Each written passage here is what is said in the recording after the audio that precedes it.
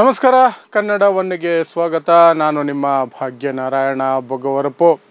ಈ ದೇಶದ ಸಂವಿಧಾನವನ್ನು RSS ಯಾವತ್ತೂ ಸಹ ಒಪ್ಪಿಕೊಂಡಿಲ್ಲ. ಇವತ್ತು ಒಪ್ಪಿಕೊಂಡಿದ್ದೇವೆ ಅಂತ ಹೇಳುವುದು ಸಹ ಡ್ರಾಮಾ, ನಾಟಕ, ಸುಳ್ಳು, ಕಪಟತನ. ಅದರಲ್ಲಿ ಅನುಮಾನವೇ ಬೇಡ. ಅದು ಅವರ ನಡವಳಿಕೆಯಿಂದನೇ ತಿಳಿದು ಬರುತ್ತೆ. 1949ರಲ್ಲಿ ಯಾವಾಗ ಈ ಸಂವಿಧಾನದ ಕರಡು ಪ್ರತಿಯನ್ನು ಅದರ ಚರ್ಚೆಗಳು ನಡೀತಾ ಇತ್ತು, ಆಗಲೇ ಅಂದಿನ ಹಿಂದೂ ಮಹಾಸಭಾ, RSS, ಸಂಘ ಪರಿವಾರದ ಇತರೆ ಶಾಖೆಗಳು ಎಲ್ಲವೂ ಸಹ ಆ ಸಂವಿಧಾನವನ್ನು ನಾವು ಯಾವತ್ತಿಗೂ ಒಪ್ಪೋದಿಲ್ಲ, ಇದರಲ್ಲಿ ಭಾರತೀಯತೆ ಅನ್ನೋದು ಏನೂ ಇಲ್ಲ, ಯಾವತ್ತಿದ್ರೂ ನಮ್ಮ ಸಂವಿಧಾನ ಮನುಸ್ಮೃತಿನೇ, ಅದೇ ನಮ್ಮ ಸಂವಿಧಾನ ಅಂತ ಅವತ್ತೇ ಘೋಷಣೆ ಮಾಡಿಕೊಂಡಿದ್ರು. ಅದರ ಜೊತೆಗೆ ಭಾರತದ ರಾಷ್ಟ್ರಧ್ವಜವನ್ನು ಸಹ ಅವರು ಯಾವತ್ತೂ ಸಹ ಒಪ್ಕೊಂಡಿಲ್ಲ. ಇವತ್ತಿಗೂ ಸಹ ನಾಮಕೆ ವಾಸ್ತೆ ಕಾಟಾಚಾರಕ್ಕೆ ಮಾಡ್ತಾರೆ. ಯಾಕೆಂದರೆ ಜನರ ಮುಂದೆ ಒಂದು ಪೋಸ್ ಕೊಡಬೇಕು ಅಂತ. ಇಲ್ಲದೆ ಹೋದರೆ 2002ರವರೆಗೆ ಬಾವುಟವನ್ನು ಹಾರಿಸದೇ ಇರ್ತಿರ್ಲಿಲ್ಲ, RSS ಕಚೇರಿಯಲ್ಲಿ ಇರ್ತಿರ್ಲಿಲ್ಲ. ಅದು ಒಂದಾದರೆ, ಇನ್ನೊಂದು ಇದರ ಹಿಂದಿನ ಷಡ್ಯಂತ್ರ ಯಾರು, ಏನು ಅಂತಿಮ ಗುರಿ, ಏನು ಅಂತಿಮ ಟಾರ್ಗೆಟ್ ಯಾರು ಅನ್ನೋದಾದರೆ ಸ್ಪಷ್ಟವಾಗಿ ದಲಿತರೇ ಅವರ ಅಂತಿಮ ಟಾರ್ಗೆಟ್. ಮತ್ತು ಈ ದೇಶದಲ್ಲಿ ಜಾರಿ ಇರುವಂತಹ ಮೀಸಲಾತಿ, ರಿಸರ್ವೇಷನ್, ಅದೇ ಅವರ ಟಾರ್ಗೆಟ್. ಅದನ್ನು ಧ್ವಂಸ ಮಾಡಬೇಕು, ದಲಿತರನ್ನು ಮತ್ತೆ ಮನುಸ್ಮೃತಿಯ ಅಡಿಗೆ ತರಬೇಕು, ಅಷ್ಟೇ ಅವರ ಟಾರ್ಗೆಟು. ಹೇಗೆ ಅನ್ನೋದನ್ನು ನೀಟಾಗಿ ವಿವರಿಸ್ತೀನಿ. ಕಂಪ್ಲೀಟ್ ವಿಡಿಯೋ ನೋಡಿ, ನಿಮಗೆ ಅರ್ಥ ಆಗುತ್ತೆ ಇವರ ಷಡ್ಯಂತ್ರ, ಕುತಂತ್ರ ಏನು ಅನ್ನೋದು ಸ್ಪಷ್ಟವಾಗಿ ಗೊತ್ತಾಗುತ್ತೆ. ಮೊದಲಿಗೆ ಈಗ ಆಗಾಗ ಶುರು ಮಾಡ್ತಾ ಇರುವಂತಹ ಕಥೆನ ಈಗ ಜೋರಾಗಿ ಶುರು ಮಾಡಿದ್ದಾರೆ. ಏನು, ಈ ದೇಶದ ಸಂವಿಧಾನಕ್ಕೆ ಪ್ರಿಯಾಂಬಲ್ನಲ್ಲಿ, ಪ್ರಸ್ತಾವನೆಯಲ್ಲಿ ಆರಂಭದಲ್ಲಿ ಡಾಕ್ಟರ್ BR ಅಂಬೇಡ್ಕರ್ ಅವರು ಕೊಡದೇ ಇರುವಂತಹ 2 ಪದಗಳನ್ನು ಎಮರ್ಜೆನ್ಸಿ ಸಮಯದಲ್ಲಿ ಸೇರಿಸಿದ್ದಾರೆ. ಜಾತ್ಯತೀತ, ಸಮಾಜವಾದಿ. ಈ 2 ಪದಗಳು ನಮ್ಮ ಸಂವಿಧಾನದಲ್ಲಿ ಮೂಲದಲ್ಲಿ ಇರಲಿಲ್ಲ, ಅಂಬೇಡ್ಕರ್ ಅವರು ಹಾಕಿರಲಿಲ್ಲ. ಕಾಂಗ್ರೆಸ್ನವರು ಇಂದಿರಾ ಗಾಂಧಿ ಎಮರ್ಜೆನ್ಸಿ ಸಮಯದಲ್ಲಿ, ತುರ್ತು ಪರಿಸ್ಥಿತಿ ಸಮಯದಲ್ಲಿ ತುರುಕಿರುವಂಥದ್ದು ಅಂತ. ಅದು ನಿಜಾನೇ, ಎಮರ್ಜೆನ್ಸಿ ಸಮಯದಲ್ಲಿ ಅದನ್ನು ಸೇರಿಸಲಾಗಿದೆ. ಯಾವ ರೀತಿ ಇಲ್ಲಿಯವರೆಗೆ 106 ಬಾರಿ ಸಂವಿಧಾನಕ್ಕೆ ಸೇರಿಸುವ, ತೆಗೆಯುವಂತಹ ಪರಿಷ್ಕರಣೆಗಳು ನಡ್ಕೊಂಡು ಬರ್ತಿದ್ದಾವೋ ಅದೇ ರೀತಿಯಲ್ಲಿ ಅದು ಸಹ ನಡೆದಿದೆ. ಒಂದು ಕಾಂಗ್ರೆಸ್ಸಿನ ನಿಯತ್ತು ಸರಿಯಿತ್ತಾ? ಎಮರ್ಜೆನ್ಸಿ ವಿಚಾರದಲ್ಲಂತೂ ಕಾಂಗ್ರೆಸ್ಸಿನ ನಿಯತ್ತನ್ನು ಸುತಾರಾಮ್ ಒಪ್ಕೊಳ್ಳೋಕ್ಕೆ ಸಿದ್ಧ ಇಲ್ಲ. ನಾನಂತೂ ಒಪ್ಪೋದೇ ಇಲ್ಲ. ಅವರ ನಿಯತ್ತು ಸರಿ ಇರಲಿಲ್ಲ. ಇಂದಿರಾ ಗಾಂಧಿಗೆ ಅಧಿಕಾರ ಮುಖ್ಯ ಆಗಿತ್ತು. ಕೋರ್ಟು ಪ್ರೈಮ್ ಮಿನಿಸ್ಟರ್ ಸೀಟಿಂದ ಕಿತ್ತು ಬಿಸಾಕಿತ್ತು, MP ಸೀಟಿಂದ ಕಿತ್ತು ಬಿಸಾಕಿತ್ತು. ನನಗೆ ಅಧಿಕಾರ ಇಲ್ಲದ ದೇಶದಲ್ಲಿ ಪ್ರಜಾಪ್ರಭುತ್ವನೇ ಇರಬಾರ್ದು ಅನ್ನೋ ನಿರ್ಧಾರಕ್ಕೆ ಮಿಸ್ಸಸ್ ಇಂದಿರಾ ಗಾಂಧಿ ಬಂದಿದ್ದರು. ಯಾಕೆಂದರೆ ಅಕ್ಕಪಕ್ಕ ಇದ್ದಂಥ ಚಮಚಗಳು, ಕಾಂಗ್ರೆಸ್ನಲ್ಲಿದ್ದಂಥವರು ಒಂದಷ್ಟು ಜನ ಬಕೆಟ್ ಹಿಡಿದು ಇಂದಿರಾ ಗಾಂಧಿನ ಪ್ರೇರೇಪಿಸಿ ತುರ್ತು ಪರಿಸ್ಥಿತಿಯನ್ನು ಈ ದೇಶದ ಮೇಲೆ ಹೇರಿದ್ರು. Yes, emergency was a atrocity. ಈ ದೇಶದ ಸಂವಿಧಾನದ ಮೇಲೆ ನಡೆದಂತಹ ದಾಳಿ ಎಮರ್ಜೆನ್ಸಿ. ಅದರಲ್ಲಿ 2 ಮಾತಿಲ್ಲ. ಕಾಂಗ್ರೆಸ್ನವರು ಏನು ಬೇಕಾದ್ರೆ ಹೇಳಲಿ, ಆ ಸಮಯದಲ್ಲಿ ಬಡವರಿಗೆ ತುಂಬ ಉಪಯೋಗ ಆಯಿತು, ಜನಪರ ನೀತಿಗಳನ್ನು ತರಲಾಯಿತು, ಕಾರ್ಯಕ್ರಮಗಳನ್ನು ಜಾರಿ ಮಾಡಲಾಯಿತು ಅಂತ. ಅವನ್ನೆಲ್ಲ ಮಾಡೋದಕ್ಕೆ ನಿಮಗೆ ಎಮರ್ಜೆನ್ಸಿ ಯಾಕೆ ಬೇಕು? ನಿಮ್ಮದೇ ಅಧಿಕಾರ ಇತ್ತಲ್ಲ, ನಿಮ್ಮ ಪಕ್ಷನೇ ಅಧಿಕಾರದಲ್ಲಿತ್ತಲ್ಲ. ಇಂದಿರಾ ಗಾಂಧಿ ಪ್ರಧಾನಿ ಆಗಿಲ್ಲ ಅಂದರೆ ಏನು, ಕೋರ್ಟ್ ಅವರನ್ನು ಡಿಸ್ಮಿಸ್ ಮಾಡಿದ್ರೇನು, ಅಥವಾ ಅಮಾನ್ಯ ಮಾಡಿದ್ರೇನು, ಅನರ್ಹ ಮಾಡಿದ್ರೇನು? ಬೇರೆ ಕಾಂಗ್ರೆಸ್ನಲ್ಲಿ ನಾಯಕರಿದ್ರಲ್ಲ, ಅವರನ್ನು ಪ್ರೈಮ್ ಮಿನಿಸ್ಟರ್ ಮಾಡಿ ನಿಮ್ಮ ಯೋಜನೆಗಳು ಬಡವರ ಪರನ, ಶೋಷಿತರ ಪರನ ಮಾಡ್ಬೋದಾಗಿತ್ತಲ್ಲ. ಅದಕ್ಕೆ ಎಮರ್ಜೆನ್ಸಿ ಯಾಕೆ ಬೇಕು? ಸೊ ಕಾಂಗ್ರೆಸ್ ವಾದ ಇದೆಯಲ್ಲ, ಎಮರ್ಜೆನ್ಸಿ ತಂದಿದ್ದು ಬಡವರಿಗೋಸ್ಕರ ಅಂತ. ಬಡವರಿಗೋಸ್ಕರ ಅಲ್ಲ, ಇಂದಿರಾ ಗಾಂಧಿಯ ಫಾರ್ಮುಲಾ ಅದು. ಈ ದೇಶ ನಾನೇ ಪ್ರೈಮ್ ಮಿನಿಸ್ಟರ್ ಆಗಿರಬೇಕು, ನಾನು ಪ್ರೈಮ್ ಮಿನಿಸ್ಟರ್ ಇಲ್ಲ ಅಂದರೆ ಎಮರ್ಜೆನ್ಸಿ ಹಾಕ್ಬಿಡ್ತೀನಿ, ಪೂರ್ತಿ ಸ್ವಾತಂತ್ರ್ಯವನ್ನು, ಪ್ರಜಾಪ್ರಭುತ್ವವನ್ನೇ ಸೈಡ್ಗಿಟ್ಬಿಡ್ತೀನಿ ಅಂತ. ಅದು ಮಾಡಿ ಆನಂತರ ಕ್ಷಮೆ ಕೇಳಿದ್ರು, ಜನ ಮತ್ತೆ ಆಯ್ಕೆ ಮಾಡಿದ್ರು 2.5 ವರ್ಷಕ್ಕೆ. ಯಾಕೆಂದರೆ ಬಂದಂತಹ ಸರ್ಕಾರ, ಜನತಾ ಪಕ್ಷದ ಸರ್ಕಾರ ಆ ರೀತಿ ಆಡಳಿತವನ್ನು ಕೊಡ್ತು. ಜನ ರೋಸೋದ್ರು, ಮತ್ತೆ ಇಂದಿರಾ ಗಾಂಧಿಯವರು ವಾಪಸ್ ಬಂದರು. ಆ ತಪ್ಪುಗಳನ್ನು ತಿದ್ಕೊಳ್ತಾ ಹೋಯಿತು ಕಾಂಗ್ರೆಸ್ ಎಮರ್ಜೆನ್ಸಿಯನ್ನು. ಸೊ ಅದೊಂದು ಕಡೆ. ಆದರೆ ಆ ಸಂದರ್ಭದಲ್ಲಿ ಸೇರಿಸಿದಂತಹ ಪದಗಳು ಈಗ ತೆಗಿಬೇಕು ಅನ್ನುವಂಥದ್ದು. ಅವಿದ್ದರೆ RSSಗೆ, BJPಗೆ ಏನು ಸಮಸ್ಯೆ? ಜಾತ್ಯತೀತ, ಸಮಾಜವಾದ, ಇದೆರಡು ಇರೋದರಿಂದ BJPಗೆ ಏನು ಕಷ್ಟ? ಅದನ್ನು ನಾವು ಅರ್ಥ ಮಾಡ್ಕೋಬೇಕು. ಅವರು ಹೇಳೋದು, ಅವರು ತಪ್ಪಿಸ್ಕೊಳ್ಳೋದಕ್ಕೆ ಚೆನ್ನಾಗಿ ಡ್ರಾಮಾ ಮಾಡ್ತಾರೆ, including the prime minister Narendra ಮೋದಿಯವರ ಡ್ರಾಮಾ ನಿಮಗೆ ಗೊತ್ತೇ ಇದೆ. ಸಂಸತ್ತಿನ ಮುಂದೆ ಮೆಟ್ಲುಗಳ ಮೇಲೆ ಕಾಲು ಮುಗಿದು ಕಣ್ಣೀರು ಹಾಕಿ, ಗೋಡ್ಸೆ ಸಹ ಗಾಂಧಿಯನ್ನು ಕೊಲ್ಲುವ ಮೊದಲು ಕಾಲಿಗೆ ನಮಸ್ಕಾರ ಮಾಡಿತ್ತು. ಅಂಬೇಡ್ಕರ್ ಬಗ್ಗೆ ಹಾಡಿ ಹೊಗಳಿ ಏನೆಲ್ಲ ಮಾತಾಡಿ ಏನೇನೋ ಹೊಸದಾಗಿ ಪ್ರತಿಮೆಗಳು ಹಾಕಿ ಸ್ಮಾರಕ ಮಾಡಿ ಅಂತೆಲ್ಲ ಮಾಡೋದು. ಆ ನಂತರ ಏನು ಮಾಡಬೇಕು ಅದನ್ನು ಒಳಗೊಳಗೆ ಮಾಡೋದು. ನಿಜವಾಗ್ಲೂ ನರೇಂದ್ರ ಮೋದಿ ಅವರಿಗೆ ಈ ದೇಶದ ಸಂವಿಧಾನದ ಮೇಲೆ ಅಷ್ಟು ಗೌರವ ಇದ್ದಿದ್ರೆ, ಅದ್ಯಾರೋ ಒಂದಷ್ಟು ತಲೆ ಕೆಟ್ಟವರು, ಅದ್ಯಾರೋ ಒಂದಷ್ಟು ಕೋಮು ಕ್ರಿಮಿಗಳು ನಾವು ಈ ದೇಶಕ್ಕೆ ಹಿಂದೂ ಸಂವಿಧಾನ ಬರೆದಿದ್ದೀವಿ, ಕರಡು ಪ್ರತಿ ಸಿದ್ಧ ಆಗಿದೆ ಅಂತ ಅದಕ್ಕೊಂದು ಕಾರ್ಯಕ್ರಮ ಮಾಡಿದ್ರಲ್ಲ, ಅವರನ್ನೆಲ್ಲ ಒದ್ದು ಒಳಗಾಕಬೇಕಾಗಿತ್ತಲ್ವ ಇಷ್ಟೊತ್ತಿಗೆ. ನರೇಂದ್ರ ಮೋದಿಗೆ ಈ ದೇಶದ ಸಂವಿಧಾನದ ಬಗ್ಗೆ ಅಷ್ಟು ಪ್ರೀತಿ ಇದ್ದಿದ್ರೆ, ಅಂಬೇಡ್ಕರ್ ಅವರ ಬಗ್ಗೆ ಅಷ್ಟು ಗೌರವ ಇದ್ದಿದ್ರೆ, ಆ ಸಂವಿಧಾನ ಬೇಡ ನಮಗೆ, ಇನ್ನೊಂದು ಸಂವಿಧಾನ ನಾವು ಸಿದ್ಧ ಮಾಡಿದ್ದೀವಿ ಅಂತ ಹೇಳಿ ಬಹಿರಂಗವಾಗಿ ಓಡಾಡ್ಕೊಂಡಿದ್ದಾರೆ, ಅದಕ್ಕೊಂದು ಕಾರ್ಯಕ್ರಮ ಮಾಡ್ತಾರೆ, ಅದರ ಪಾಯಿಂಟ್ಗಳನ್ನು ಊರು ತುಂಬ ಹಂಚ್ತಾರೆ ಅಂದರೆ ಅಂಥವರನ್ನು ಎಲ್ಲಿ ಒದ್ದು ಒಳಗಾಕಬೇಕಾಗಿತ್ತಲ್ವಾ? ನರೇಂದ್ರ ಮೋದಿ ಹಾಕಿಲ್ಲ ಅಂದರೆ ಏನು ಅರ್ಥ? ಇದೆಲ್ಲ ಡ್ರಾಮಾ ಅಂತ ಅರ್ಥ. ಸಂವಿಧಾನದ ಬಗ್ಗೆ, ಅಂಬೇಡ್ಕರ್ ಬಗ್ಗೆ ನರೇಂದ್ರ ಮೋದಿಯದು ಕಪಟ ನಾಟಕ, ಫುಲ್ ಡ್ರಾಮಾ, 100% ಡ್ರಾಮಾ. ನಾನು ಎದೆ ತಟ್ಕೊಂಡು ಹೇಳ್ತೀನಿ, ಅದು ಡ್ರಾಮಾ. ನರೇಂದ್ರ ಮೋದಿ ಮಾಡೋದು ಗಾಂಧಿ ವಿಚಾರದಲ್ಲಿ, ಅಂಬೇಡ್ಕರ್ ವಿಚಾರದಲ್ಲಿ, ಎರಡು ವಿಚಾರದಲ್ಲಿಯೂ ಡ್ರಾಮಾ ಡ್ರಾಮಾ ಡ್ರಾಮಾ. ಹಾಗಾಗಿ BJP ಅಂಬೇಡ್ಕರ್ ಹೆಸರು ಹೇಳ್ಕೊಂಡು ಅಂಬೇಡ್ಕರ್ ಇರಲಿಲ್ಲ ಆ ಪದಗಳನ್ನು ಅಂತ ಹೇಳೋದಿದೆಯಲ್ಲ, ಅದು ದೊಡ್ಡ ಸುಳ್ಳು, ಅದೊಂದು ದೊಡ್ಡ ಡ್ರಾಮಾ. ಆ ಪದಗಳಿಂದ ಇವ್ರಿಗೇನು ಸಮಸ್ಯೆ?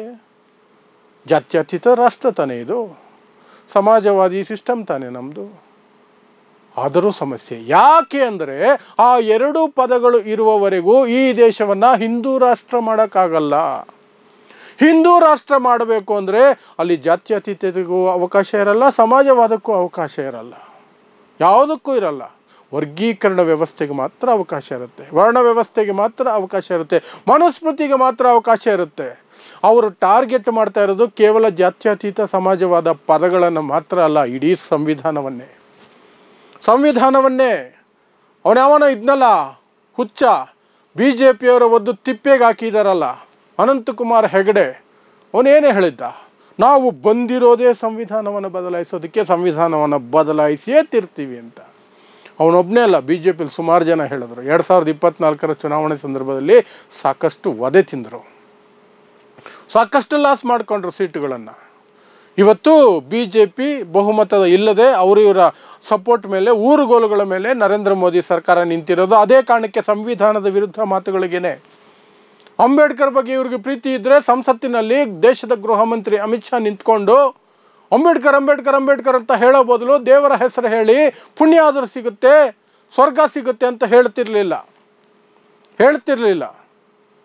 ಅದೆಲ್ಲವೂ ಸಾಕ್ಷಿಗಳು ಇವ್ರಿಗೆ ಅಂಬೇಡ್ಕರ್ ಮೇಲೆ ಇರುವಂತಹದ್ದು. ಸೊ ಹಿಂದೂ ರಾಷ್ಟ್ರ ಮಾಡಬೇಕು ಅಂದರೆ ಜಾತ್ಯತೀತ ಆಗಲಿ ಸಮಾಜವಾದಕ್ಕಾಗಲಿ ಅಲ್ಲಿ ಅವಕಾಶ ಇರಲ್ಲ. ಸೊ ಹಿಂದೂ ರಾಷ್ಟ್ರ ಅಂದರೆ ಏನು? ಟಾರ್ಗೆಟ್ ನಾನು ಮೊದಲೇ ಹೇಳಿದೆ, ದಲಿತರೇ ಟಾರ್ಗೆಟು, ರಿಸರ್ವೇಷನ್ನೇ ಅವ್ರ ಟಾರ್ಗೆಟು ಅಂತ. ಹಿಂದೂ ರಾಷ್ಟ್ರ ಅಂದರೆ ಏನು? ಈ ಸಂವಿಧಾನ ಹಿಂದೂ ರಾಷ್ಟ್ರಕ್ಕೆ ಆಗದೇ ಇಲ್ಲ, ಸಾಧ್ಯನೇ ಇಲ್ಲ. ಸೊ ಹೊಸ ಸಂವಿಧಾನ ಇವ್ರದ್ದೇನು ಅವತ್ತಿಂದಲೂ 1949ರಿಂದ ಅಂಬೇಡ್ಕರ್ ಅವರು ಆ ಸಮಿತಿಯ ಅಧ್ಯಕ್ಷರಾಗಿ ಅದರ ಕರಡನ್ನು ಸಿದ್ಧಪಡಿಸಿ ಅದರ ಬಗ್ಗೆ ಚರ್ಚೆಗಳು ಸಂಸತ್ತಿನ ಒಳಗೆ ನಡೀತಿರ್ಬೇಕಾದ್ರೆ, ಸಂಸತ್ತಿನ ಹೊರಗೆ ರಾಮಲೀಲಾ ಮೈದಾನದಲ್ಲಿ ಹಿಂದೂ ಮಹಾಸಭಾ ಸಂಘ ಪರಿವಾರದವರು ಎಲ್ಲ ಸೇರಿಕೊಂಡು ಅಲ್ಲೊಂದು ಮೈಕ್ ಹಾಕ್ಕೊಂಡು ಪೆಂಡಲ್ ಹಾಕ್ಕೊಂಡು ಭಾಷಣಗಳನ್ನು ಮಾಡ್ತಿದ್ರು. ಅಂಬೇಡ್ಕರ್ಗೆ ಕೊಲೆ ಬೆದರಿಕೆ ಹಾಕ್ತಿದ್ರು, ನೀನೊಬ್ಬ ಅಸ್ಪೃಶ್ಯ, ನೀನು ಯಾವನು ನಮಗೆ ಸಂವಿಧಾನ ಬರೆಯೋದಕ್ಕೆ ಅಂತ ಹೇಳಿ ರೊಚ್ಚಿಗೆ ಎಬ್ಬಿಸ್ತಾ ಇದ್ರು ಜನರನ್ನು. ಅಂಬೇಡ್ಕರನ್ನು ಅಷ್ಟು ಕೀಳಾಗಿ ಬೈತಾ ಇದ್ರು.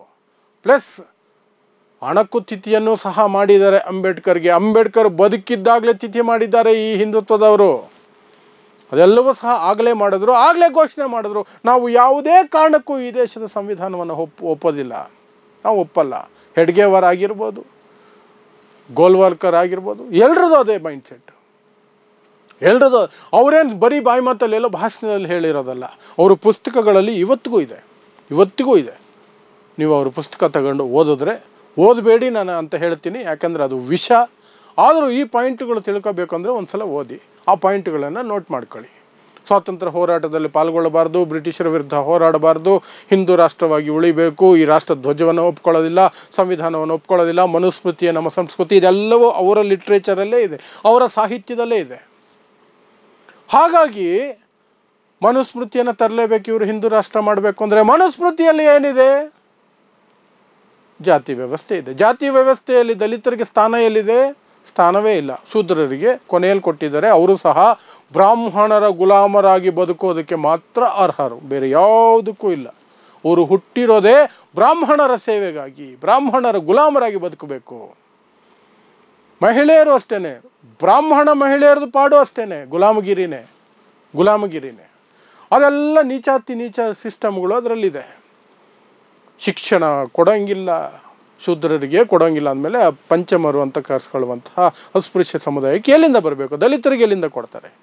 ಆಸ್ತಿ ಮಾಡ್ಕೊಳ್ಳೋಂಗಿಲ್ಲ, ಜೋರಾಗಿ ಮಾತಾಡೋ ಹೋಗೂ ಇಲ್ಲ ಬ್ರಾಹ್ಮಣರು ಏನೇ ತಪ್ಪು ಮಾಡಿದ್ರು ಅವ್ರಿಗೆ ಶಿಕ್ಷೆ ಕೊಡೋಂಗಿಲ್ಲ. ಸಾಕಷ್ಟಿದೆ ಬಿಡಿ, ಅದ್ರ ಬಗ್ಗೆ ಮಾತಾಡಿದ್ರೆ ಅದೇ ಒಂದಿನ ಆಗ್ಬಿಡುತ್ತೆ. ಸೊ ಈ ಮನುಸ್ಮೃತಿಯನ್ನು ತಂದ ಮೇಲೆ ಟಾರ್ಗೆಟ್ ಯಾರಾಗಬೇಕು? ದಲಿತರೇ ಆಗಬೇಕು. ಫಸ್ಟ್ ದಲಿತರೇ ಟಾರ್ಗೆಟ್ ಆಗಬೇಕು. ಅವರ ವಿದ್ಯಾಭ್ಯಾಸ ಕಸಿಬೇಕು, ಅವರ ಆಸ್ತಿ ಮಾಡೋದನ್ನು ತಡಿಬೇಕು, ಅವರ ಎಲ್ಲ ಸೌಲಭ್ಯಗಳನ್ನು ಕಿತ್ಕೋಬೇಕು, ಅವರನ್ನು ಮತ್ತೆ ಗುಲಾಮಗಿರಿಗೆ ತಳ್ಳಬೇಕು. ಆಗ ಮಾತ್ರ ತಾನೇ ಇವರು ಹಿಂದೂ ರಾಷ್ಟ್ರ ಆಗೋದು. ಮತ್ತೆ ಗುಲಾಮಗಿರಿಗೆ ತಳ್ಳೋದು ಅಂದ್ರೇನು? ಬಹಳ ದೊಡ್ಡ ಅಸ್ತ್ರ ಯಾವುದು? ರಿಸರ್ವೇಷನನ್ನು ಕಿತ್ತು ಬಿಸಾಕೋದು. ಆವಾಗ ಅವ್ರಿಗೆ ವಿದ್ಯಾಭ್ಯಾಸನೂ ಹೋಯ್ತು, ಕೆಲಸನೂ ಹೋಯ್ತು. ಮತ್ತೆ ಅವರು ಮಡಿಕೆ ಕುಡಿಕೆ ಗಂಟ್ಲಿಗೆ ಕುತ್ತಿಗೆ ಕಟ್ಕೊಂಡು, ಪೊರಕೆ ಸೊಂಟಕ್ಕೆ ಕಟ್ಕೊಂಡು ಬೀದಿಗೆ ಬರಬೇಕಾಗತ್ತೆ. ಕಕ್ಕಸ್ಸು ಎತ್ತಿ ಕಸ ಗುಡಿಸ್ಕೊಂಡು, ಅವ್ರು ಇವ್ರ ಹತ್ರ ಉಗಿಸ್ಕೊಂಡು, ಬೈಸ್ಕೊಂಡು, ಹೊಡೆಸ್ಕೊಂಡು, ಅತ್ಯಾಚಾರ ಮಾಡಿಸ್ಕೊಂಡು, ಕೊಲೆ ಮಾಡಿಸ್ಕೊಂಡು, ಜೀವಂತ ಸುಡಿಸ್ಕೊಂಡು ದಲಿತರು ಹಂಗೆ ಬದುಕಬೇಕು. ಅದಕ್ಕೆ ಯಾವುದಕ್ಕೂ ಅವ್ರು ಪ್ರತಿರೋಧ ಒಡ್ಡಬಾರ್ದು. ಗುಲಾಮರು ಅಂದರೆ ಹಂಗೆ ಇರಬೇಕು. ಅಷ್ಟಾದ ಮೇಲೆ ಅವರಿಗೆ ವೋಟಿಂಗ್ ರೈಟ್ಸು ಇರಲ್ಲ, ಯಾವುದೂ ಇರಲ್ಲ. ಯಾಕಂದರೆ ಸಂವಿಧಾನ ಹೋದ್ಮೇಲೆ ಅದು ಯಾವುದೂ ಇರಲ್ವಲ್ಲ. ಹಿಂದೂ ರಾಷ್ಟ್ರ ಅಂದಮೇಲೆ ಅದು ಇರಲ್ವಲ್ಲ. ಅದಕ್ಕೆ ಟಾರ್ಗೆಟು ಹಿಂದೂಗಳು, ಟಾರ್ಗೆಟು ರಿಸರ್ವೇಷನ್ನು. ಅದನ್ನು ನೇರವಾಗಿ ಮಾಡೋಕ್ಕಾಗೋದಿಲ್ವಲ್ಲ. ಸೊ ಹಾಗಾಗಿ ಹಂತವಾಗಿ ಮೊದಲು ಮುಸ್ಲಿಮರನ್ನು ಟಾರ್ಗೆಟ್ ಮಾಡು. ಯಾಕೆಂದರೆ ದಲಿತರ ಮೇಲೆ ಇವರು ಮಾಡುವ ಪ್ರಹಾರಕ್ಕೆ ಮುಸ್ಲಿಮರು ದಲಿತರು ಒಟ್ಟಾಗಿ ಪ್ರತಿರೋಧ ಒಡ್ಡುಬಿಟ್ರೆ ಮುಗೀತು ಇವ್ರ ಕತೆ. ಬರೀ ಕುತಂತ್ರ ತಾನೆ, ದೈಹಿಕವಾಗಿ ಶಕ್ತಿವಂತರಲ್ವಲ್ಲ ಇವರು. ಮುಗೀತು ಇವ್ರ ಕತೆ ಅಂತ ಭಯ. ಹಾಗಾಗಿ ದಲಿತರನ್ನು ಮುಸ್ಲಿಮರ ವಿರುದ್ಧ ಎತ್ಕಟ್ಟ ಧರ್ಮದ ಹೆಸರಿನಲ್ಲಿ ಹಿಂದೂ ನಾವೆಲ್ಲ ಒಂದು ಅನ್ನೋದು. ಆದರೆ ಎಲ್ಲೆಲ್ಲಿ ಹಿಂದೂಗಳ ದಲಿತರನ್ನು ಎಲ್ಲೆಲ್ಲಿ ಇಡಬೇಕು ಅಲ್ಲಲ್ಲೇ ಇಟ್ಟಿರೋದು. ದೇವಸ್ಥಾನಕ್ಕೆ ಬಿಡಲ್ಲ, ಸಲೂನಿಗೆ ಬಿಡಲ್ಲ, ಹೋಟ್ಲಿಗೆ ಬಿಡಲ್ಲ, ಊರವ್ರಿಗೆ ಬಿಡಲ್ಲ. ಎಲ್ಲ ಪೈಲಟ್ಗಳನ್ನೂ ಸಹ ಮೊನ್ನೆ ಪೈಲಟ್ಟು ಆತನ ವಿರುದ್ಧ ಸಹ ಜಾತಿ ನಿಂದನೆ, ಜಾತಿ ಕುರಿತಾಗಿ ಅವಮಾನ. ಚಪ್ಪಲಿ ಹೊಲಿಯೋಕ್ಕೆ ಹೋಗೋ ನೀನು ಯಾಕೋ ಪೈಲಟ್ ಆಗಕ್ಕೆ ಬಂದಿದೆಯಾ ಅಂತ ಆ ಮಟ್ಟಕ್ಕೆ ಎಲ್ಲಿ. ಸೊ ಅದೆಲ್ಲ ಮಾಡಬೇಕಂದ್ರೆ ಮುಸ್ಲಿಮರನ್ನು ಫಸ್ಟು ತಲೆ ಮೇಲೆ ಹೊಡೆದು ಸೈಡ್ ತಳ್ಳಬೇಕು. ಹಾಗಾಗಿ ಅವ್ರ ಆಸ್ತಿಗಳು, ಆಸ್ತಿಗಳನ್ನು ಕಿತ್ಕೊಂಡ್ಬಿಟ್ರೆ ಅವರು ಬರಿಗೈ ಆಗ್ಬಿಡ್ತಾರೆ. ಬರಿಗೈಯಲ್ಲಿ ಹೊಟ್ಟೆಪಾಡಿಗೋಸ್ಕರ ಅವ್ರಿಗೆ ಏನಾದರೂ ಕೊಟ್ಟು ಅವ್ರ ಸಿಟಿಜನ್ಶಿಪ್ ಕಿತ್ಕೊಂಡ್ರೆ ಮುಗೀತು, NRC ಅದು ಇದು ಅಂತ ಏನೋ ಹೇಳಿ. ಸೊ ಅದಾದಮೇಲೆ ಉಳಿಯೋದು ಯಾರು? ದಲಿತರು ಮಾತ್ರ ಇರ್ತಾರೆ. ದಲಿತರು ಮಾತ್ರ ಇದ್ದರೆ ಟಾರ್ಗೆಟ್ ಮಾಡ್ಕೊಳ್ಬೋದು. ಅವ್ರ ರಿಸರ್ವೇಷನ್ ಕಿತ್ಕೊಳ್ಳಿ, ಅವ್ರದ್ದೆಲ್ಲರೂ ಕಿತ್ಕೊಳ್ಳಿ, ಅಸ್ಪೃಶ್ಯತೆಯನ್ನು ಮತ್ತೆ ಜಾರಿ ಮಾಡಿ ಆವಾಗ ಹಿಂದೂ ರಾಷ್ಟ್ರ ಘೋಷಣೆ ಆಗುತ್ತೆ. ಅದಕ್ಕೆ ಅಡ್ಡಿ ಈ ದೇಶದ ಸಂವಿಧಾನ. ಅದರಲ್ಲಿ ಯಾವತ್ತಿಗೂ ಹಿಂದೂ ರಾಷ್ಟ್ರ ಆಗೋದಕ್ಕೆ ಅವಕಾಶನೇ ಇಲ್ಲದಿರುವಂತಹ ಪದಗಳು ಜಾತ್ಯತೀತ, ಸಮಾಜವಾದ. ಈಗ ಅರ್ಥ ಆಯ್ತಲ್ವಾ? ಆ ಎರಡೂ ಪದಗಳನ್ನು ಇಟ್ಕೊಂಡು ಇವರು ಯಾಕೆ ಇಷ್ಟು ದೊಡ್ಡ ರಾದ್ಧಾಂತ ಮಾಡ್ತಿದ್ದಾರೆ ಅಂತ. RSSನ ಹೊಸಬಾಳೆ, ದತ್ತಾತ್ರೇಯ ಹೊಸಬಾಳೆ, ಆ ಮನುಷ್ಯನ ಡೈಲಾಗುಗಳು, ಅದನ್ನು ಅವ್ರು ಸೇರಿಸಿರೋದು. ಆ ಸಂವಿಧಾನನೇ ನೀವು ಒಪ್ಪಿಲ್ವಲ್ಲ, ಅದರಲ್ಲಿ ಏನಿದ್ರೆ ನಿಮಗೇನು? ನಿಮ್ಮ ಪ್ರಕಾರ ಅದು ನಿಮ್ಮ ಸಂವಿಧಾನ ಅಲ್ವೇ ಅಲ್ಲ, ನೀವು ಒಪ್ಪೇ ಇಲ್ವಲ್ಲ, ರಾಷ್ಟ್ರಧ್ವಜನೇ ಒಪ್ಪಿಲ್ವಲ್ಲ ನೀವು.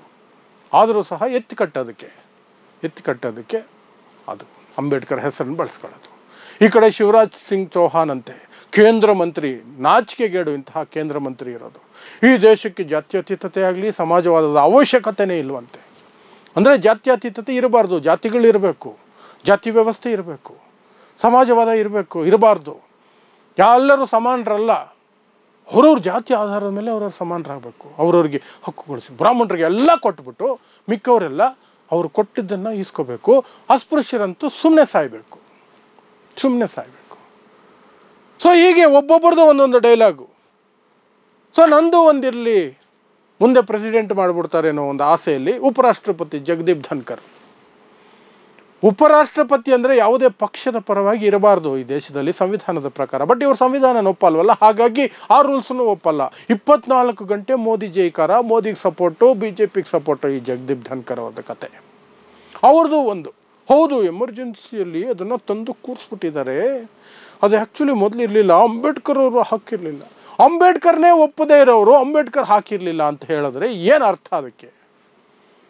ಸೊ ಈ ಷಡ್ಯಂತ್ರವನ್ನು ಅರ್ಥ ಮಾಡ್ಕೊಳ್ಳಿ. ಆ ಜಾತ್ಯತೀತ ಮತ್ತು ಸಮಾಜವಾದ ಅನ್ನುವ ಪದಗಳು ನೆಪ ಅಷ್ಟೇ.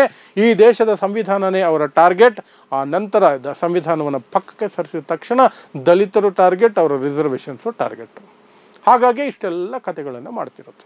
ಇದನ್ನು ಅರ್ಥ ಮಾಡ್ಕೊಳ್ಳಿ ಅಷ್ಟೇ. ನೋಡ್ತಾ ಇರಿ ಸಮಾಜಕ್ಕಾಗಿ ಕನ್ನಡ 1 ನ್ಯೂಸ್.